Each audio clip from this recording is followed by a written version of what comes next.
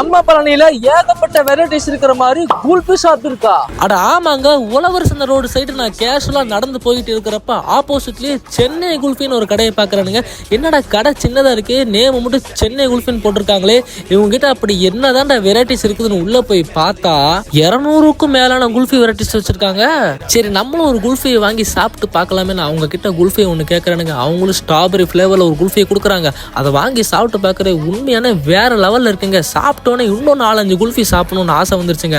உடனே அவங்கள்ட்ட போய் வேற ஏதாவது ஃபிளேவர் இருக்கான்னு கேட்குறேன். அவங்களும் ஏகப்பட்ட ஃபிளேவர் எடுத்து காமிக்கிறாங்க.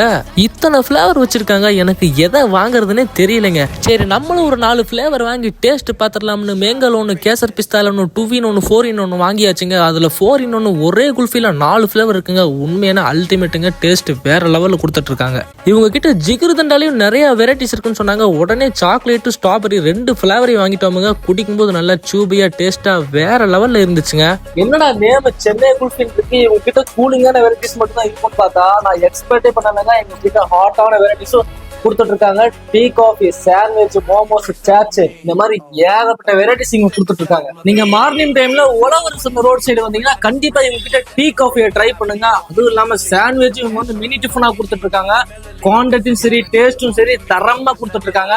இந்த கடையோட லொகேஷன் எங்க இருக்குன்னு பாத்தீங்கன்னா பழனி பங்களா ஸ்டாப் உழவர் சந்தை ரோட்டுக்கு வந்தீங்கன்னா முன்னாடியே இந்த கடை லொகேட் ஆயிருக்குங்க. இந்த வீடியோ பிடிச்சிருந்தா லைக் அண்ட் கமெண்ட் பண்ணி மறக்காம ஃபாலோ பண்ணிருங்க.